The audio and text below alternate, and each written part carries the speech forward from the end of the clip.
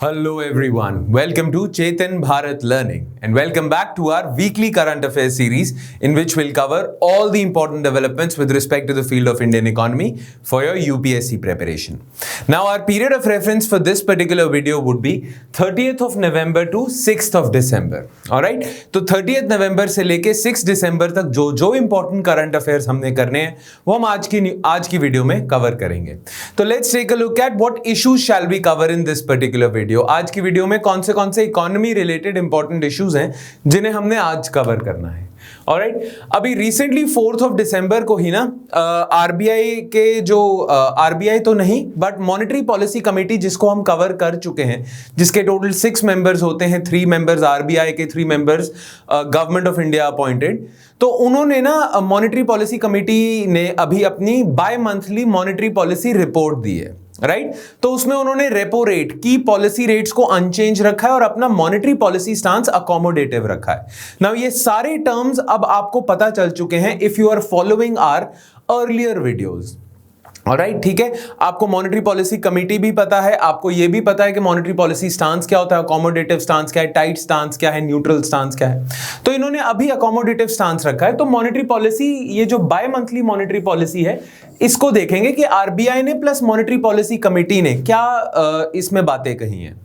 Then eventually इसी news से related एक और न्यूज है, supply side issues hurting inflation. ठीक है, आरबीआई की जो ये बाय मंथली मॉनेटरी पॉलिसी है ना, ये काफी ज्यादा कंट्रोवर्शियल इसलिए चल रही है क्योंकि लोग कह रहे हैं कि इन्फ्लेशन तो बहुत ज्यादा बढ़ रही है. ठीक है, इन्फ्लेशन आरबीआई के टारगेट से भी ऊपर है, फिर भी आरबीआई ने इंटरेस्ट रेट्स बढ़ाए नहीं है, फिर भी आरबीआई ने इन्फ्लेशन रेट को कंट्रोल करने के लिए अपना मॉनेटरी पॉलिसी स्टांस टाइट नहीं करा है या न्यूट्रल नहीं करा है, अभी भी अकोमोडेटिव रखा है. तो उससे रिलेटेड ये न्यूज है, supply side issues hurting inflation. RBI कहता है कि इन्फ्लेशन जो है ना वो सप्लाई साइड इश्यूज की वजह से, डिमांड साइड की वजह से नहीं है, तो इसीलिए नहीं बढ़ा है. खैर, ये दोनों न्यूज ना रिलेटेड हैं, तो इन दोनों को एक साथ ही देखेंगे हम.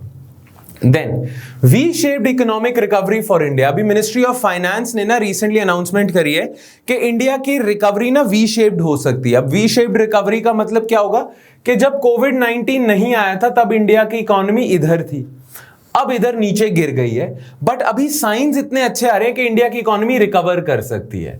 तो एक तरह से वी शेप हो गया इंडिया की जीडीपी का. तो इंडिया की इकोनॉमी रिकवर कर सकती है, यही वी शेप का मतलब है. और क्यों रिकवर करेगी, क्या क्या फैक्टर्स आपको दिख रहे हैं, वो हम देखेंगे इस न्यूज में. फिर हिंदू में एक आर्टिकल आया था हायर जीएसटी इनफ्लोज को लेके कि जीएसटी इनफ्लोज ना नवंबर के महीने में बहुत ज्यादा बढ़े हैं. लगातार अक्टूबर और नवंबर में GST collections cross 1 lakh crore mark, है ना. तो इसीलिए ये अच्छी न्यूज है, बट फिर भी हमें कंप्लेसेंट नहीं होना चाहिए. कुछ और भी नेगेटिव साइंस आ रहे हैं कि फ्यूचर में शायद जीएसटी इनफ्लोज इतने ना बढ़े. तो जीएसटी इनफ्लोज को देखेंगे और कुछ इंपॉर्टेंट आर्टिकल्स मैंने शॉर्टलिस्ट करे हुए हैं ताकि आप उन्हें घर में पढ़ो, तो उन आर्टिकल्स को देख लेंगे. देयर आर सर्टेन आर्टिकल्स जो मैं चाहता हूं कि आप लोग घर पे उन्हें पढ़ें, बिकॉज उससे ना आपके मेन आंसर राइटिंग की लैंग्वेज इंप्रूव होगी, प्लस एसे राइटिंग की लैंग्वेज इंप्रूव होगी. हाँ, इन आर्टिकल्स में जो कॉन्सेप्चुअल मैटर्स हैं वो हम ऑलरेडी डिस्कस कर चुके हैं और अब आपको उनके बारे में पता है, तो इसीलिए समझाने की जरूरत नहीं है इन आर्टिकल्स को, बस आपको पढ़ने की जरूरत है so that your language improves in your main answer writing and essay. Clear? चलो, सबसे पहले हम करते हैं monetary policy committee bye monthly monetary policy क्या आई है. नाउ इससे रिलेटेड अगेन 2 आर्टिकल्स आए थे, हिंदू में और इंडियन एक्सप्रेस में. ये देखते हैं आर्टिकल्स कहते क्या हैं.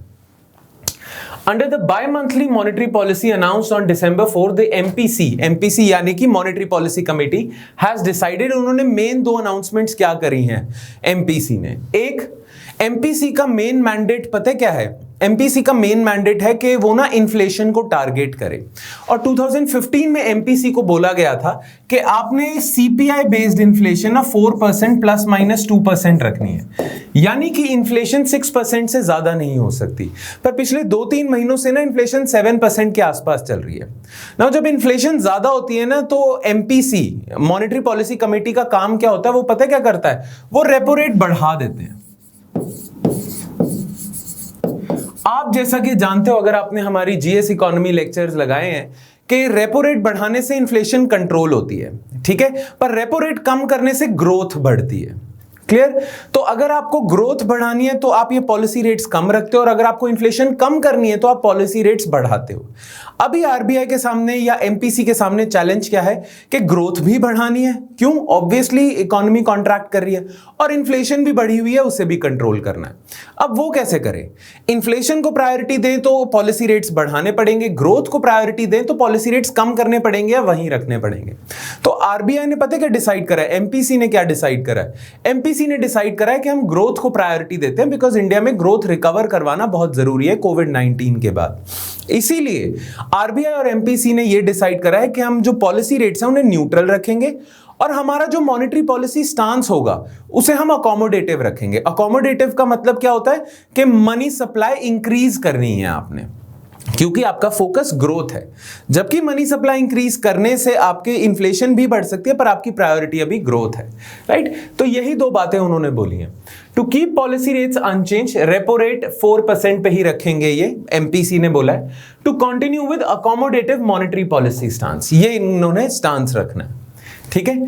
Despite the fact that retail inflation still remains elevated, यानी कि इन्फ्लेशन बढ़ी हुई है, फिर भी आरबीआई डिसाइड कर रहा है, एमपीसी डिसाइड कर रहा है कि अभी इन्फ्लेशन पे फोकस नहीं रखते। और इसका एक और कारण है कि उन्होंने इन्फ्लेशन पे फोकस क्यों नहीं रखा हुआ है, इन्होंने ग्रोथ पे क्यों फोकस रखा हुआ है, वो कारण ना आपको सेकंड आर्टिकल में समझ आएगा। सेकंड आर्टिकल जो हमने डिस्कस करना है वो ये बोलता है कि इन्फ्लेशन के कारण ना सप्लाई साइड मेजर्स की वजह से, सप्लाई साइड बॉटलनेक्स हैं। देखो, इन्फ्लेशन जो होती है ना वो दो तरीकों से बढ़ सकती है। एक, अगर आपकी डिमांड जरूरत से ज्यादा बढ़ जाए, सप्लाई कम हो, तो इन्फ्लेशन बढ़ जाएगी। एक, अगर आपकी डिमांड वहीं की वहीं है पर सप्लाई गिर जाए, क्लियर, तब भी इन्फ्लेशन होती है। अब आरबीआई ने अपना जो पूरा सर्वे वगैरह करा है उसके हिसाब से आरबीआई ये मानता है कि सप्लाई की वजह से प्रॉब्लम है, इन्फ्लेशन में डिमांड की वजह से नहीं है। अगर आप पॉलिसी रेट्स कम करते हो ना, मनी सप्लाई बढ़ाते हो, तो डिमांड बढ़ती है, राइट? अगर आप पॉलिसी रेट्स बढ़ाते हो, ठीक है, तो डिमांड कम होती है, ठीक है? अगर आप पॉलिसी रेट से चेक कर रहे हो ना इन्फ्लेशन को, तो डिमांड वेरी करता है वो। पर आरबीआई कहते हैं कि इन्फ्लेशन तो सप्लाई की वजह से, तो चाहे आप पॉलिसी रेट्स बढ़ा भी दो फिर भी इन्फ्लेशन रहेगी, क्योंकि इन्फ्लेशन के पीछे सप्लाई साइड कारण है, राइट? इसीलिए उन्होंने इन्फ्लेशन को प्रायोरिटी भी नहीं दी, ठीक है? दी एमएसएफ रेट, अच्छा, रेपो रेट के साथ एमएसएफ रेट और बैंक रेट और रिवर्स रेपो रेट भी चेंज किए जाते हैं, तो वो भी यहां पे दिए हुए हैं, ठीक है? आरबीआई ने सारे की पॉलिसी रेट्स वहीं के वहीं रखे और अपना मॉनेटरी पॉलिसी स्टांस अकोमोडेटिव रखा है, which shows that RBI is focusing more on economic recovery rather than controlling inflation. Why? Because RBI believes that inflation would take care of itself, or certain other measures apart from repo rate, certain other supply side measures would control inflation. We don't need to increase repo rate to control inflation. ठीक है जी? चलो, Why accommodative monetary policy stance? क्यों RBI ने accommodative monetary policy stance रखा है? जो मैंने अभी बातें बोली हैं वही यहां पे लिखी हुई हैं, फिर भी ये बातें पढ़ लेते हैं एक बारी, बिकॉज अगेन आपके आंसर राइटिंग की आर्ग्यूमेंट्स अच्छी हो जाती हैं इस लैंग्वेज से। अच्छा, क्यों रखा है accommodative stance? To revive growth on a durable basis and mitigate the impact of कोविड-19 पैंडेमिक। रिकवरी करवानी है ना इकोनॉमी की, while ensuring that inflation remains within the target going forward. Aim आपका ये है कि इन्फ्लेशन 2 to 6%, 4% प्लस माइनस 2% उस टारगेट में रहे, ठीक है?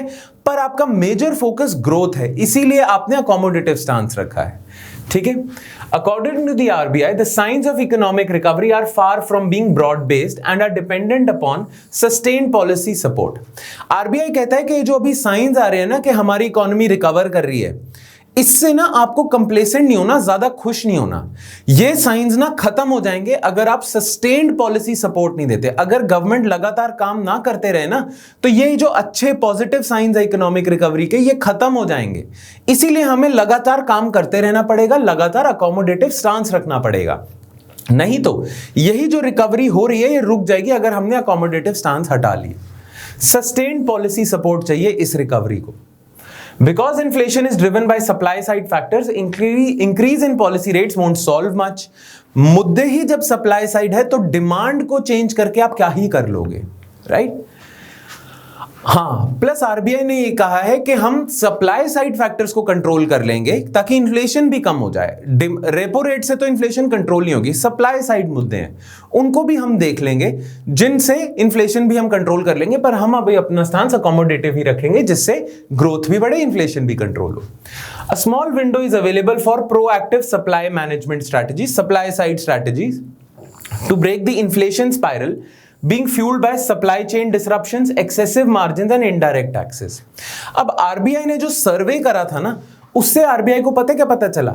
आरबीआई ने देखा कि एक तो होलसेल लेवल पे इन्फ्लेशन चेक करी आरबीआई ने और एक रिटेल लेवल पे। होलसेल इन्फ्लेशन आपको पता है, ये जो बड़े बड़े ट्रेडर्स होते हैं जो बल्क में दुकानों को सामान देते हैं उन्हें होलसेलर्स कहेंगे, और रिटेलर्स कौन होंगे? जो दुकानदार होंगे जो आपको सामान देते हैं, राइट। तो ये कह रहे हैं कि रिटेल लेवल पे जो कंज्यूमर के लेवल पे इन्फ्लेशन है वो इतनी है, होलसेल के लेवल पे इन्फ्लेशन बहुत कम है, राइट। आरबीआई ने पाया कि होलसेल के लेवल पे इन्फ्लेशन बहुत कम है, रिटेल के लेवल पे बहुत ज्यादा प्राइसेस हैं। दैट मींस ये जो डिफरेंस आ रहा है होलसेल और रिटेल के प्राइसेस में, इसका मतलब ये जो दुकानदार हैं ये बहुत ज्यादा मार्जिन चार्ज कर रहे हैं ना अपना। Make sense? अगर मैं खरीद सस्ता रहा हूं पर कंज्यूमर्स को महंगा बेच रहा हूं, मार्जिन ज्यादा ले रहा हूं, तो ये कारण है। रेपो रेट से ये कारण सॉल्व तो नहीं होगा, और ये सप्लाई साइड फैक्टर है, ठीक है। तो ये कारण है इन्फ्लेशन का। फिर आरबीआई कहता है इनडायरेक्ट टैक्सेस कारण है। आपके इनडायरेक्ट टैक्सेस इतने हैं कि कंज्यूमर तक बहुत ज्यादा टैक्स लग के बहुत ज्यादा पैसा देना पड़ता है। अब इनडायरेक्ट टैक्सेस भी सप्लाई साइड मुद्दा है, तो इसीलिए आरबीआई कह रहे हैं कि इन सप्लाई साइड फैक्टर्स को अगर आप कंट्रोल कर लोगे तो आप इन्फ्लेशन कंट्रोल कर लोगे। आपको अकोमोडेटिव से अपना स्टांस टाइट करने की जरूरत नहीं है, क्योंकि अगर आपने टाइट कर दिया इन्फ्लेशन भी कंट्रोल नहीं होगी और ग्रोथ तो होगी ही नहीं होगी, ठीक है। हमें ग्रोथ भी चाहिए, इन्फ्लेशन भी कम करनी है, तो ये इनका रीजन है, ठीक है जी। अब एमपीसी की आउटलुक क्या है इन्फ्लेशन को लेके? इन्होंने इन्फ्लेशन को लेके क्या क्या प्रेडिक्शंस करी हैं वो देख लेते हैं। The RBI has projected CPI inflation at 6.8% from the third quarter। इस साल का, इस फाइनेंशियल ईयर का थर्ड क्वार्टर जो सितंबर में स्टार्ट होता है, राइट। तो सितंबर वाला जो क्वार्टर है ना, सितंबर से आगे जाने वाला क्वार्टर, उसमें आरबीआई प्रिडिक्ट करता है कि आपकी 6.8% पूरे क्वार्टर में इन्फ्लेशन रहेगी, which is still higher than RBI's mandate. MPC को बोला गया है कि आपने 6% से ज्यादा इन्फ्लेशन नहीं होने देनी, पर फिर भी ज्यादा होगी, ठीक है। पर ये कहते हैं कि फोर्थ क्वार्टर में इन्फ्लेशन कम हो जाएगी और अगले साल के पहले 2 क्वार्टर्स में इन्फ्लेशन और ज्यादा कम हो जाएगी, which is a good news कि ये जो सप्लाई साइड फैक्टर्स हैं ये अपने आप ठीक होने लग जाएंगे। आपको रेपो रेट बढ़ाने की जरूरत नहीं है, आप ग्रोथ पे ही फोकस रखें अपना। Clear? Then outlook for inflation has turned adverse related to expectations in the last 2 months. RBI ने ये जरूर माना है कि पिछले 2 महीनों से जो हम प्रोजेक्शंस कर रहे थे ना कि इन्फ्लेशन इतनी होगी, उससे कहीं ज्यादा हुई है। दैट मींस हम सप्लाई साइड फैक्टर्स को ठीक से कंट्रोल नहीं कर पाए हैं। The substantial wedge between wholesale and retail inflation points, जो अभी मैंने बात करी है, to the supply side points to the supply side bottlenecks and large margins being charged to the consumer। wholesale और retail inflation में इतना फर्क आ रहा है, वेज जा रहा है इतना बड़ा, that means कि जो ये margins, ये जो traders हैं ये ज्यादा margin ले रहे हैं, ठीक है। तो ये सप्लाई साइड इशू है, इसके लिए रेपो रेट सही पॉलिसी नहीं होगी, की पॉलिसी रेट सही पॉलिसी नहीं होगी, सप्लाई साइड फैक्टर्स होंगे, ठीक है। अच्छा, इन्होंने फिर ब्रेक डाउन भी करा है कि किन किन चीजों के प्राइसेस बढ़े। तो इन्होंने कहा है कि सीरियल प्राइसेस है ना, राइस, व्हीट, जो ग्रेन्स के प्राइसेस हैं वो तो कम हो जाएंगे। उसका कारण क्या है कि खारिफ क्रॉप की प्रोडक्शन अच्छी थी और राबी क्रॉप की सोइंग बहुत अच्छी चल रही है, तो सीरियल प्राइसेस में कंटिन्यू टू ईज, वो कम होते जाएंगे because of bumper kharif harvest. And vegetable prices में ease with the winter crop, winters में वेजिटेबल्स की क्रॉप अच्छी खासी उगी है तो उनकी सप्लाई बढ़ जाएगी, है ना। खारिफ क्रॉप की हार्वेस्ट अच्छी हुई है, दैट मींस डिमांड इतनी थी पर सप्लाई बढ़ गई। तो जब सप्लाई बढ़ जाती है, डिमांड वहीं की वहीं रहती है, तो प्राइसेस नीचे गिरते हैं, राइट। तो सीरियल क्रॉप्स की प्राइसेस कम होंगे, वेजिटेबल के प्राइसेस विंटर मंथ्स में आने वाले टाइम में कम होंगे, तो फूड इन्फ्लेशन कम होगी। और जब फूड इन्फ्लेशन कम हो जाती है ना, तो फूड इन्फ्लेशन आपके ओवरऑल इन्फ्लेशन का बहुत बड़ा कंपोनेंट है। फूड इन्फ्लेशन आपके सीपीआई का बहुत बड़ा कंपोनेंट है। तो कहते हैं अगर फूड इन्फ्लेशन कम हो जाएगी तो सीपीआई भी कम हो जाएगी, प्रोवाइडेड आप सप्लाई साइड मेजर्स लेते जाओ साथ साथ, ठीक है। फर्दर, अच्छा, क्रूड ऑयल का भी बहुत ज्यादा लेना देना है इन्फ्लेशन में। क्रूड ऑयल के प्राइसेस बढ़ते जा रहे हैं, right. Further, crude oil prices have picked up on optimum demand recovery. सारे वर्ल्ड की इकोनॉमी रिकवर करती जा रही है, और जब वर्ल्ड की इकोनॉमी रिकवर करेगी ना, तो ऑयल की डिमांड बढ़ जाएगी, क्योंकि अब फ्लाइट्स वगैरह भी चलेंगी, ठीक है, ट्रांसपोर्ट भी चलेगा, तो ऑयल की डिमांड बढ़ती जा रही है। तो इसी वजह से ऑयल के प्राइसेस में रिकवरी तो आती जा रही है, प्लस एक तो डिमांड बढ़ती जाएगी तो ऑयल के प्राइसेस में रिकवरी होगी। और ये जो ओपेक प्लस कंट्रीज है ना, जो ऑयल प्रोड्यूसिंग एक्सपोर्टिंग कंट्रीज हैं, है ना, ये जो गल्फ कंट्रीज होगी या ऑयल एक्सपोर्टिंग कंट्रीज होगी, इन्होंने ना अपनी प्रोडक्शन भी कट कर ली ताकि प्राइसेस बढ़ जाएं। इन्होंने ना सारों ने मिलकर जान के अपनी प्रोडक्शन भी कट कर ली। तो एक तो डिमांड बढ़ती जा रही है, ऊपर से इन्होंने सप्लाई कम कर दी ताकि प्राइसेस बढ़ जाएं, और फिर ये अपने सप्लाई निकाले, मतलब फिर उतारे ये ऑयल। तो क्रूड ऑयल तो बढ़ेगा ही बढ़ेगा। Cost push pressures continue to impinge on core inflation, which has remained sticky and could firm up as economic activity normalizes and demand picks up. Again, दो तरीके से इन्फ्लेशन बढ़ती है, cost push factors, demand pull factors. अब economy recover करती जाएगी तो demand बढ़ती जाएगी, इन्फ्लेशन जरूर बढ़ेगी। बट कॉस्ट पुश फैक्टर्स भी है। अगेन, कॉस्ट पुश फैक्टर्स होंगे आपके सप्लाई चेन फैक्टर्स या सप्लाई साइड फैक्टर्स। तो supply side factors core inflation पे अभी तक अपना वो बना के बैठे हुए हैं कि कोर इन्फ्लेशन भी बढ़ रही है because of supply side factors. अब कोर इन्फ्लेशन क्या होती है? Non food non fuel component of inflation, है ना। कोर इन्फ्लेशन होगा आपके सीपीआई में से अगर आप फूड इन्फ्लेशन हटा दो, अगर आप फ्यूल इन्फ्लेशन हटा दो, तो non food non fuel component of inflation को हम कोर इन्फ्लेशन कहते हैं, और या फिर स्ट्रक्चरल इन्फ्लेशन कहते हैं। तो कोर इन्फ्लेशन या स्ट्रक्चरल इन्फ्लेशन भी बढ़ रही है बिकॉज सप्लाई साइड फैक्टर्स हैं, कॉस्ट पुश, और इकोनॉमी जैसे रिकवर करती जाएगी तो डिमांड भी बढ़ती जाएगी। तो सिर्फ फूड इन्फ्लेशन ईज हो सकती है, फ्यूचर में कोर इन्फ्लेशन और ऑयल इन्फ्लेशन यानी कि क्रूड इन्फ्लेशन वो भी बढ़ सकती है, फ्यूल इन्फ्लेशन, ठीक है। ये आरबीआई की प्रिडिक्शन है, आउटलुक है। Clear? Road to recovery, RBI क्या कहता है कि रिकवरी कैसे होगी इंडिया की इकोनॉमी की, कैसे होगी, और क्या क्या अच्छे साइंस हैं, क्या क्या बुरे साइंस हैं। तो कुछ अच्छे साइंस आरबीआई ने बताए हैं कि एक तो रूरल डिमांड बढ़ती जा रही है और अर्बन डिमांड भी बढ़ती जा रही है, क्योंकि अर्बन एरियाज अब अनलॉक हो रहे हैं ना। पहले तो लॉकडाउन था तो अर्बन एरियाज में सारी इकोनॉमिक एक्टिविटी बंद थी, अब अर्बन एरियाज भी अनलॉक हो रहे हैं, जिसकी वजह से अर्बन एम्प्लॉयमेंट बढ़ेगी, अर्बन जॉब्स आएंगी, लोगों पे पैसा आएगा और अर्बन डिमांड बढ़ेगी। तो रूरल डिमांड बढ़ेगी, अर्बन डिमांड बढ़ेगी, तो ओवरऑल एग्रीगेट डिमांड इकोनॉमी में बढ़ेगी और इकोनॉमी की जीडीपी बढ़ेगी। ये अच्छा साइन है। डाउनसाइड क्या है? मतलब ये तो अच्छा साइन है, पर ये साइन जो अच्छा साइन है ये नेगेटिव में भी कन्वर्ट हो सकता है, खत्म भी हो सकता है अगर सेकेंड या थर्ड वेव ऑफ इन्फेक्शंस आती जाए। कुछ स्टेट्स में फिर से कोरोना वायरस अपना पैर उठा रहा है, अपने मतलब सिर उठा रहा है, इन्फेक्शंस बढ़ते जा रहे हैं। तो second third wave of infections अगर आते गए तो ये पॉजिटिव साइंस भी नेगेटिव हो जाएंगे। क्लियर?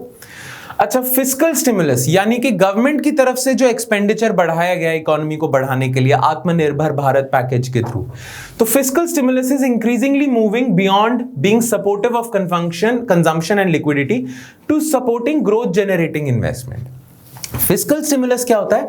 इकोनॉमी को रिवाइव करने के लिए गवर्नमेंट ना स्टेप्स उठाती है, खर्चा ज्यादा करती है ना। पहले गवर्नमेंट का खर्चा था कि इकोनॉमी में कंजम्पशन बढ़ती जाए, लोगों के पास पैसा ज्यादा आता जाए, लोग डिमांड बढ़ा दें। पर अब आरबीआई पॉइंट आउट करता है कि गवर्नमेंट ना पब्लिक इन्वेस्टमेंट में भी खर्चा बढ़ा रही है। इन्वेस्टमेंट मतलब गवर्नमेंट रोड्स, ब्रिजेस, इंफ्रास्ट्रक्चर पे खर्चा कर रही है।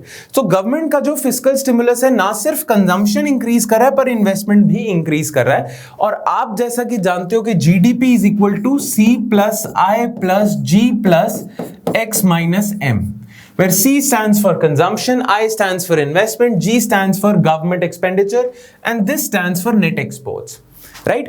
तो कंजम्पशन बढ़ रही है पर गवर्नमेंट इन्वेस्टमेंट भी बढ़ा रही है। तो अगर ये भी बढ़े तो ओवरऑल आपकी जीडीपी भी बढ़ेगी।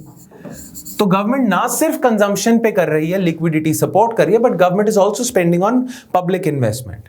बट इस पॉजिटिव साइन के साथ एक नेगेटिव साइन भी आरबीआई ने पॉइंट आउट करा है कि पब्लिक इन्वेस्टमेंट, गवर्नमेंट की तरफ से तो इन्वेस्टमेंट बढ़ती जा रही है, बट बिकॉज इकोनॉमिक अनसर्टेनिटी है ना, इसी वजह से प्राइवेट इन्वेस्टमेंट गिरती जा रही है। Public investment is increasing, though private investment still remains subdued and capacity utilization has not fully recovered. अब what do you mean by capacity utilisation? एक तो प्राइवेट इन्वेस्टमेंट नहीं हो रही और कैपेसिटी यूटिलाइजेशन भी अपने मैक्स या 100% पे नहीं है। अब कैपेसिटी यूटिलाइजेशन का मतलब पता है क्या होता है? जैसे मेरी एक फैक्ट्री है जो 100 ये वाले पेन्स बना सकती है, राइट, 100 पेन्स बना सकती है। अब जब मैं अपनी पूरी फैक्ट्री 100% पे यूज करूंगा तो मेरी फैक्ट्री 100 पेन्स बनाएगी, पर अगर मैं 50% पे यूज करूंगा तो मेरी फैक्ट्री 50 पेन्स बनाएगी। जब इकोनॉमी में डिमांड गिरी होती है ना, तो जितने भी प्रोड्यूसर्स होते हैं, फैक्ट्री ओनर्स होते हैं, वो अपनी फैक्ट्री को 100% पे यूज नहीं कर पाते क्योंकि डिमांड ही नहीं है। तो हमारी इकोनॉमी में भी इंडस्ट्री लेवल पे या आप कहो कैपेसिटी यूटिलाइजेशन के लेवल पे हम 100% पे नहीं है। कैपेसिटी यूटिलाइजेशन भी फुली रिकवर नहीं हुई, प्राइवेट इन्वेस्टमेंट भी नहीं बढ़ रही, तो गवर्नमेंट को ही पब्लिक इन्वेस्टमेंट करनी पड़ेगी। Prospects of exports look bright with progress on vaccines. Globally vaccines आ जाएंगी तो exports भी बढ़ेंगे, डिमांड बढ़ेगी, global demand. Demand for contact intensive services. Contact intensive services वो सर्विसेज जिसमें कॉन्टैक्ट तो होगा ही होगा, जैसे रेस्टोरेंट हो गया, स्पा हो गए, ये जो अपने स्पा की सर्विसेज देते हैं इनमें कॉन्टैक्ट है, ये जो बार्बर वगैरह की सर्विसेज हैं, है ना, और बहुत सारी ऐसी सर्विसेज जिनमें कॉन्टैक्ट होगा ही होगा, कॉन्टैक्ट इंटेंसिव सर्विसेज, ये भी अपने आप को एडजस्ट कर रहे हैं। Demand for contact services is still likely to remain subdued. यहां एक प्रॉब्लम है, ये एक नेगेटिव साइन है। Clear? RBI's action plan going forward, ये मैंने हिंदू के एक आर्टिकल से सारा ये मतलब आपके लिए एक तरह से स्क्रीनशॉट के बजाय मैंने एक पैराग्राफ डाल दिया था। अगेन रीड दिस कि RBI आगे क्या कर सकता है। RBI अकोमोडेटिव पॉलिसी स्टांस रख रहा है तो मनी सप्लाई बढ़ाएगा, तो RBI आगे क्या करेगा इकोनॉमी को रिकवर करने के लिए, वो यहां पे दिया हुआ है, तो please go through this. Alright, ठीक है, तो इसी के साथ हमारा ना बाय मंथली पॉलिसी रिव्यू खत्म होता है, bye monthly monetary policy review खत्म होता है। अब हम सेकंड आर्टिकल पे आ जाते हैं जो इसी के साथ फर्स्ट न्यूज आइटम के साथ ही कनेक्टेड है, which is supply side issues hurting inflation. RBI के जो डेप्यूटी गवर्नर है ना विरल आचार्य नहीं, माइकल पात्रा, तो आरबीआई के एक डेप्यूटी गवर्नर है, उनसे जब प्रेस कॉन्फ्रेंसेस में क्वेश्चन किए गए तो उन्होंने बताया कि रेपो रेट बढ़ाने का एक कारण यही था कि जो इन्फ्लेशन है ना वो सप्लाई साइड फैक्टर्स की वजह से है, जो अभी हम डिस्कस कर चुके हैं। तो माइकल पात्रा ने क्या कहा है, आरबीआई के गवर्नर शक्तिकांत दास ने क्या कहा है विद रिस्पेक्ट टू इन्फ्लेशन, वो हम इस आर्टिकल में डिस्कस करेंगे। ये आर्टिकल हिंदू में भी आया था पर अच्छे पॉइंट्स इकोनॉमिक टाइम्स में थे, तो मैंने इकोनॉमिक टाइम्स का एक आर्टिकल में से जो मटेरियल है आपके नोट्स में डाला हुआ है। ऑलराइट, तो क्या कहा है, according to Patra, Michael Patra, deputy governor of RBI, large part of inflation pressures are emanating out of supply side disruptions at the level of retailer. जैसे हमने बात करी, इनडायरेक्ट टैक्सेस ज्यादा है, रिटेलर्स और होलसेलर्स मार्जिन ज्यादा ले रहे हैं। High margins being charged by retailers and some amount of indirect taxes are the contributing factors towards elevated inflation. ठीक है? There is a window for cooling off in prices presented by the softness in vegetable prices. जैसा अभी बात करी हमने कि vegetable prices, क्योंकि winter months में सप्लाई बढ़ सकती है तो वेजिटेबल प्राइसेस कम होंगे, और खारिफ बंपर क्रॉप हुई है तो फूड ग्रेन्स कम होंगे, राइस के प्राइसेस कम होंगे। एंड अराइवल्स ऑफ खारिफ और summer crop, Patra said affirming that RBI is watchful of the demand side issues. हम सप्लाई साइड पे भी फोकस करेंगे, डिमांड साइड पे भी हमारी नजर रहेगी। ठीक है, ये पात्रा ने बोला है। Pointing to the 2 points that can soften the prices, he added if supply side, 2 points कौन से हो गए, एक तो ये वेजिटेबल प्राइसेस और ये एक समर क्रॉप वाले, ये 2 पॉइंट्स हो गए। और उन्होंने क्या कहा है कि अगर RBI supply side management timely and effectively करे तो you will see the trajectory of inflation completely changing. ये माइकल पात्रा ने बोला है कि if your supply side management, जो सप्लाई साइड बॉटलनेक्स हैं, इन्हें अच्छे से आरबीआई या गवर्नमेंट कंट्रोल कर ले तो इन्फ्लेशन अपने आप कम हो जाएगी, हमें पॉलिसी रेट्स बढ़ाने नहीं पड़ेंगे, हमें accommodative monetary policy stance change नहीं करना पड़ेगा, तो ग्रोथ भी रहेगी और इन्फ्लेशन भी कंट्रोल हो जाएगी। ठीक है, currently the RBI is contract bound to get inflation at 4% as part of medium term framework which gets over in March 2021।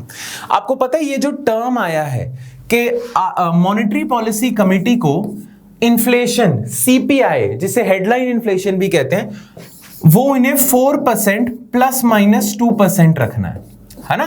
तो ये जो चीज आया, ये जो मार्क आया है, ये जो गोल पोस्ट आया है कि आरबीआई या एमपीसी को इन्फ्लेशन इसी में रखना है, ये कैसे डिसाइड हुआ है? तो ना मॉनेटरी पॉलिसी फ्रेमवर्क हुआ था, आरबीआई एक्ट में आपने अमेंडमेंट भी करे थे, 2015 में गवर्नमेंट ने ये डिसाइड करा था कि हर 5 साल में ना हम आरबीआई और एमपीसी को कम्युनिकेट करेंगे कि हमने इन्फ्लेशन कितनी रखनी है। तो 2015-16 में ना गवर्नमेंट ने आरबीआई और एमपीसी को बोला था कि आपने इन्फ्लेशन इसमें रखनी है। अब वो 5 साल का पीरियड ना एक्सपायर होने वाला है इन मार्च 2021।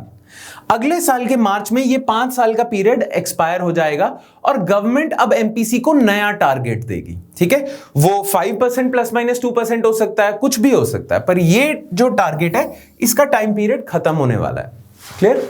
So currently RBI is contract bound. अभी तो आरबीआई कॉन्ट्रैक्ट बाउंड है कि इन्फ्लेशन मीडियम टर्म में मार्च 2021 तक 4% ±2% रखना है।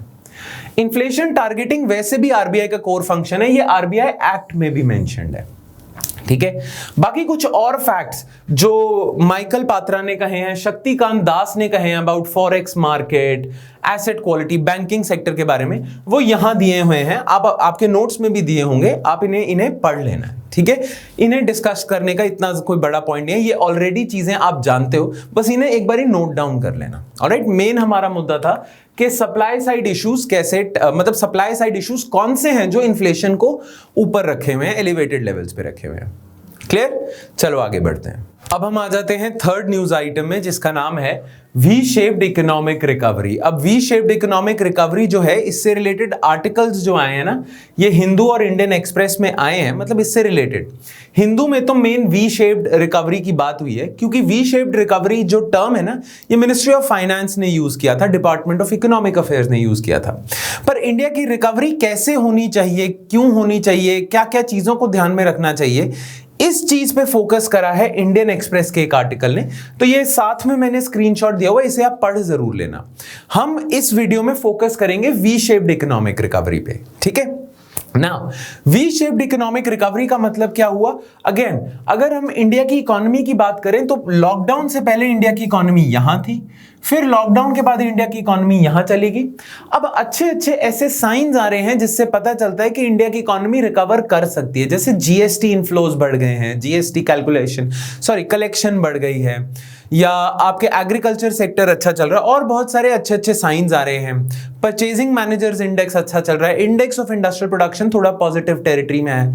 तो बहुत सारे ग्रीन शूट्स या अच्छे पॉजिटिव साइंस हैं, जिसकी वजह से लगता है कि इकोनॉमी रिकवर कर जाएगी, ऊपर जाने लग जाएगी। नाउ ये जो शेप बन रही है आपकी इकोनॉमी की, ये वी शेप बन रही है, तभी मिनिस्ट्री ऑफ फाइनेंस ने कहा है कि India is all set for we shaped economic recovery. ठीक है, अब मिनिस्ट्री ऑफ फाइनेंस ने या गवर्नमेंट ऑफ इंडिया ने क्या क्या पॉइंट आउट करा है? उन्होंने पॉइंट आउट करा है कि क्या क्या पॉजिटिव साइंस है। उन्होंने पॉजिटिव साइंस गिनाए हैं कि इससे हमें लगता है कि इकोनॉमी रिकवर कर रही है। बट साथ साथ ना उन्होंने ये भी बता दिया है डाउनसाइड रिस्क। डाउनसाइड रिस्क मतलब कि वैसे तो ये साइंस आपको बता रहे हैं कि आपकी इकोनॉमी रिकवर कर जाएगी, पर ये कुछ चीजें अगर ये ठीक ना पड़ी तो आपकी इकोनॉमी रिकवर करेगी ही नहीं। तो ये जो कुछ चीजें हैं ना, इन्हें हम डाउनसाइड रिस्क कहते हैं, कि ये चीजें ठीक से ना पड़ी तो इकोनॉमी रिकवर नहीं करेगी। तो इन्होंने डाउनसाइड रिस्क भी मेंशन करे और पॉजिटिव साइंस भी बताए हैं, है ना। तो हम देख लेते हैं न्यूज में क्या है। इंडियाज इकोनॉमी इज, ये स्टेटमेंट है आपकी मिनिस्ट्री ऑफ फाइनेंस की। ठीक है, India's economy is firmly on the path of V-shaped recovery after the collapse in the first quarter. First quarter में आपकी इकोनॉमी कॉन्ट्रैक्ट कर गई थी, as a matter of fact second quarter में भी कॉन्ट्रैक्ट कर गई थी, राइट।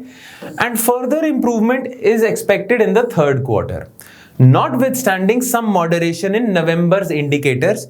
आपकी इकोनॉमी रिकवर तो कर रही है, पर नवंबर के जो कुछ इंडिकेटर्स थे ना, इकोनॉमिक इंडिकेटर्स यानी कि इकोनॉमिक वेरिएबल्स जिनसे आप जज करते हो इकोनॉमी को, अक्टूबर में रिकवरी अच्छी हो रही थी, नवंबर में रिकवरी हुई, पर ना थोड़ा सा डाउनफॉल आपको देखने को मिला। तो थोड़ा सा मॉडरेशन आ रही है रिकवरी में। एक तो रिकवरी होती है रैपिड, एक मॉडरेट सी। तो मॉडरेशन आपको नवंबर में देखने को मिली, पर गवर्नमेंट कहती है notwithstanding this moderation, the ministry of finance said on Thursday attributing the recovery to the unlocking process along with astute stimulus measures. Government of India credit ले रही है इस चीज का। गवर्नमेंट ऑफ इंडिया कह रही है कि एक तो अनलॉकिंग हमने प्रॉपरली करी है, इसलिए इकोनॉमी रिकवर हो रही है। दूसरा, गवर्नमेंट ऑफ इंडिया कहती है कि हमने प्रॉपर फिस्कल स्टिमुलस मेजर्स लिया आत्मनिर्भर पैकेज के थ्रू, जिन्हें हम कह रहे हैं एस्ट्यूट, मतलब प्रॉपर सर्जिकल फिस्कल मेजर्स हैं, स्टिमुलस मेजर्स हैं, जिसकी वजह से इकोनॉमी रिकवरी पाथ पे है। क्लियर? तो अब गुड साइंस क्या है और डाउनसाइड रिस्क क्या हैं? पहले तो बात करते हैं कि मिनिस्ट्री ऑफ फाइनेंस ने क्या कहा है कि ये जो रिकवरी हो रही है इसको किसी की नजर चढ़ सकती है। ये जो इकोनॉमिक रिकवरी हो रही है ये रिकवरी बंद हो सकती है, अच्छी नहीं जा सकती अगर ये दो फैक्टर्स रहे। इन दो फैक्टर्स को हम डाउनसाइड रिस्क कहेंगे। तो वो दो फैक्टर्स क्या हैं? सेकेंड और third wave of infection in Rajasthan, Gujarat, MP, UP and Delhi. ये सेकेंड और थर्ड वेव ऑफ इन्फेक्शन रहे तो इन एरियाज को लॉकडाउन करना पड़ेगा, इन एरियाज की इकोनॉमी नीचे चली जाएगी। देन अगर वैक्सीन, जो कि अच्छी न्यूज आ रही है वैक्सीन को लेके, वैक्सीन तैयार हो चुकी हैं, पर अगर ये प्रॉपरली प्रोक्योर और डिस्ट्रीब्यूट नहीं हुई, अच्छे से डिस्ट्रीब्यूशन के प्रोटोकॉल्स नहीं हुए, तो ये जो वैक्सीन से हमें गुड साइंस दिख रहे हैं ये नेगेटिव हो जाएंगे। ठीक है, वैक्सीन का मेन पर्पस है कि हम हर्ड इम्यूनिटी अचीव कर लें, पर अगर वैक्सीन अच्छे से डिस्ट्रीब्यूट ना हुई तो इम्यूनिटी नहीं आएगी पॉपुलेशन में और कोरोना वायरस पैंडेमिक रेज करता जाएगा और इकोनॉमी रिकवर नहीं करेगी। तो ये दो फैक्टर्स है जो गुड साइंस को नेगेटिव में कन्वर्ट कर सकता है। But ministry of finance is very hopeful, very optimistic, और वो कह रहे हैं ये गुड साइंस एक बार ही देख लो हम क्या कह रहे हैं। Significant progress in vaccine development, vaccine आ चुकी है, बहुत अच्छे अच्छे साइंस आ रहे हैं, तो ये एक अच्छा साइन है इकोनॉमिक रिकवरी के लिए। फिर जो कॉन्टैक्ट इंटेंसिव सेक्टर्स थे वो भी वर्चुअल प्रोसेसेस को अडेप्ट करते जा रहे हैं धीरे धीरे, तो ये अच्छा साइन है। Contact intensive sectors increasingly adapting to virtual normal.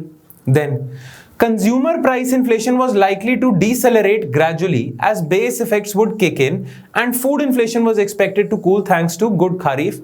ये कह रहे हैं कि कंज्यूमर प्राइस इन्फ्लेशन जो बढ़ी हुई है ना, जो अभी कह रहे हैं आरबीआई ने, अभी बात करी है हमने, जो बढ़ी हुई है ये बेस इफेक्ट, और अब आप जानते हो बेस इफेक्ट क्या है। अगर आप नहीं जानते तो please watch our GS economy lecture series, उसमें हमने इन्फ्लेशन के टॉपिक में थर्ड और फोर्थ लेक्चर है, उसमें हमने बेस इफेक्ट डिस्कस करा हुआ है।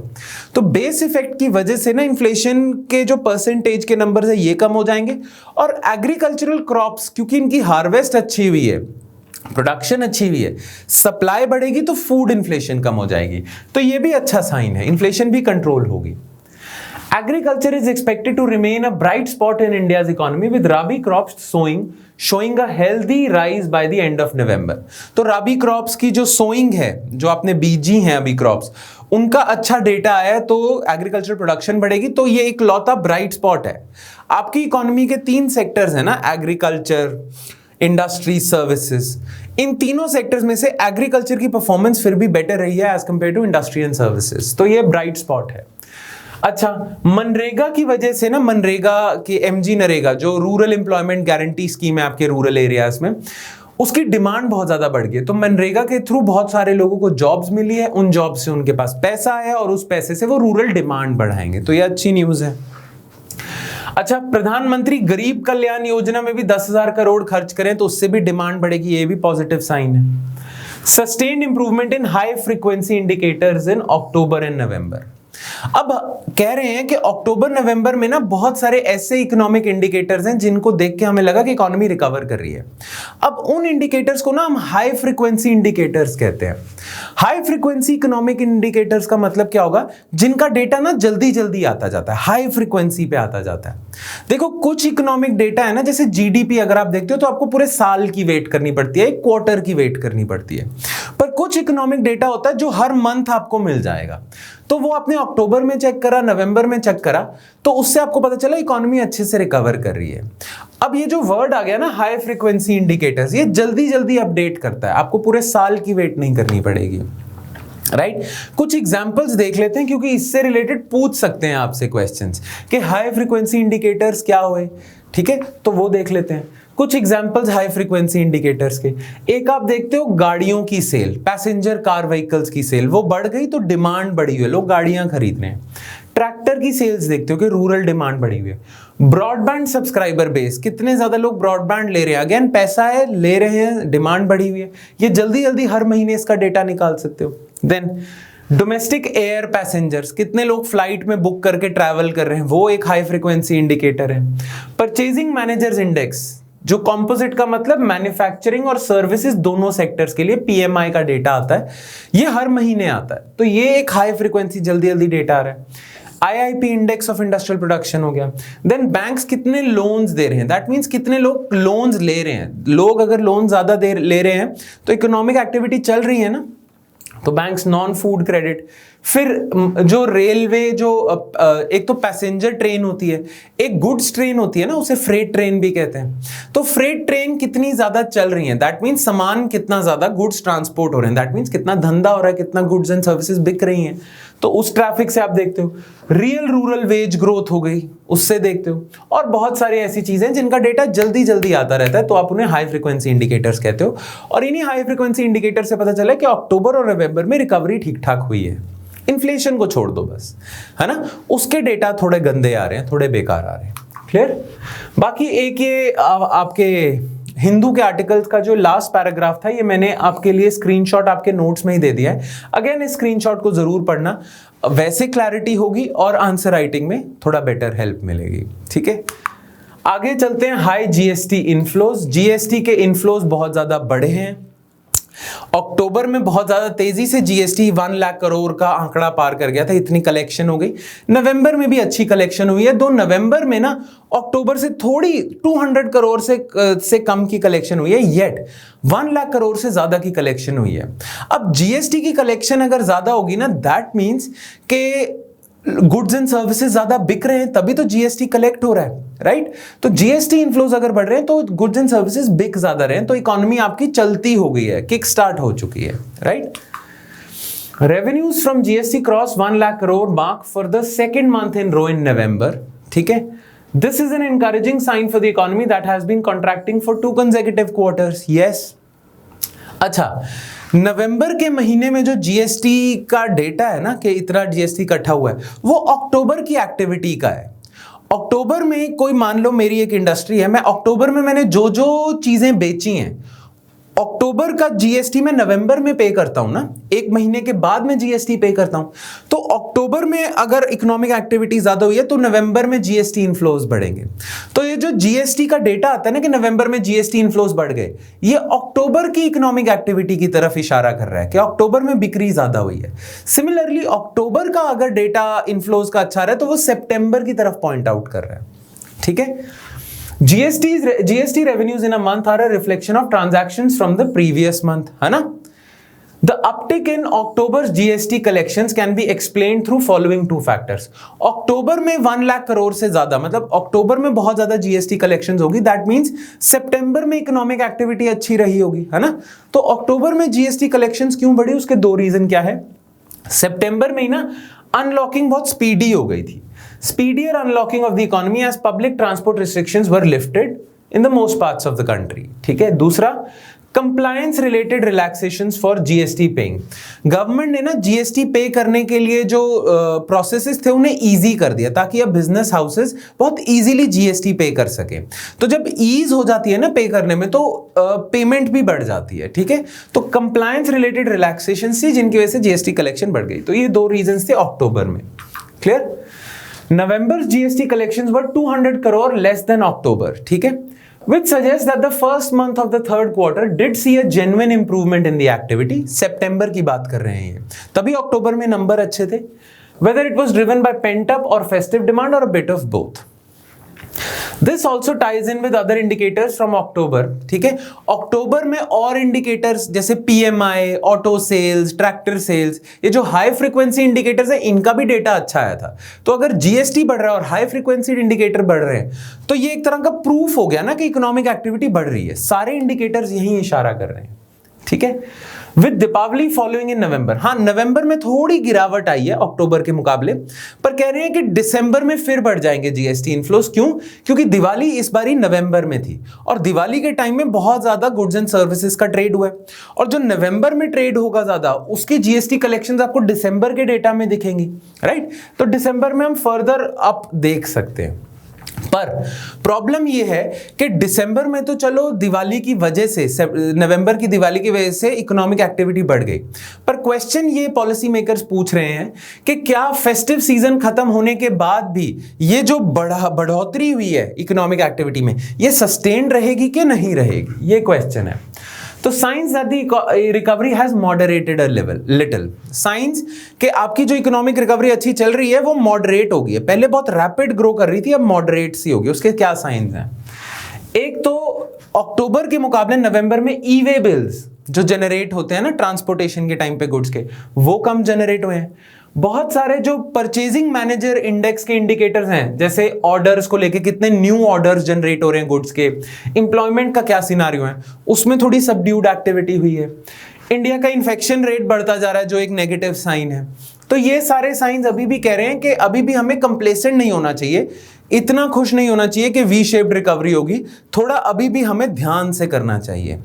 तभी आरबीआई ने बोला है ना कि जो रिकवरी के साइंस है ना वो पॉजिटिव हैं, पर इसका मतलब ये नहीं है कि अगर गवर्नमेंट अपना सारे हाथ पीछे ड्रॉप कर दे तो रिकवरी होती जाएगी।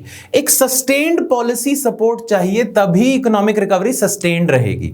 रुक सकती है इकोनॉमिक रिकवरी क्योंकि नेगेटिव साइंस भी हैं, इसीलिए सस्टेन्ड पॉलिसी सपोर्ट चाहिए और इसीलिए आरबीआई ने अपना स्टांस अकोमोडेटिव रखा है। ठीक है। More direct and specific measures to help employment intensive sectors, particularly those in distress such as travel, tourism or retail, are needed to ensure that further job losses today do not translate into tomorrow's demand slump. ठीक है, चलो इसी के साथ ना हमारा पूरा का पूरा इस हफ्ते के इकोनॉमी के करंट अफेयर्स का लेक्चर खत्म होता है। बट एंड में जैसा कि हर बार हम करते हैं कि कुछ इंपॉर्टेंट आर्टिकल्स जो मैं चाहता हूं कि आप लोग खुद पढ़ो, वो मैं क्लास में डिस्कस नहीं करता हूं। उसका रीजन ये है कि उनसे रिलेटेड जो समझने वाला पोर्शन है वो हम ऑलरेडी प्रीवियस वीडियोस में कर चुके हैं, राइट। बट मैं चाहता हूं कि आप ये पढ़ो, एक तो आपकी रीडिंग हैबिट बेटर होगी और इनकी जो लैंग्वेज है, हिंदू न्यूज़पेपर की जो लैंग्वेज है, वही लैंग्वेज अगर आप आंसर्स में यूज करो तो आंसर्स में भी मार्क्स ज्यादा मिलेंगे।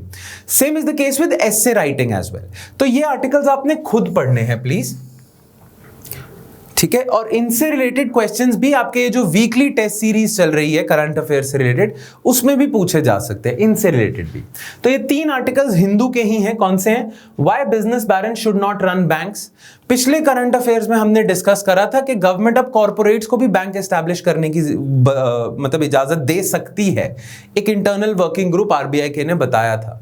तो इसी वजह से ये आर्टिकल आया कि क्यों नहीं कॉर्पोरेट्स को मौका मिलना चाहिए। हम डिस्कस कर चुके हैं, पर अगेन लैंग्वेज के लिए आपने इसे पढ़ना है। Then the many layers to agricultural discontent, ये जो दोनों आर्टिकल्स है ना, ये फार्मर प्रोटेस्ट से रिलेटेड है, फार्म बिल से रिलेटेड है।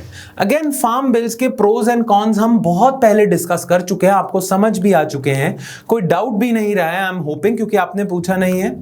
फिर भी जो ये इशू है जो फार्म बिल से रिलेटेड आपको यूपीएससी के लिए पता होना चाहिए, वो तो हम सारा कवर कर चुके हैं। बट बिकॉज फार्मर प्रोटेस्ट अभी तक चलते जा रहे हैं ना, तो इसीलिए इससे रिलेटेड आर्टिकल्स आते जा रहे हैं। तो मैं चाहता हूं फार्म बिल रिलेटेड आपकी रिवीजन होते जाए, आप ये दोनों आर्टिकल्स पढ़ें और इनकी लैंग्वेज को अपने आंसर राइटिंग में और एसे राइटिंग में एम्युलेट करें।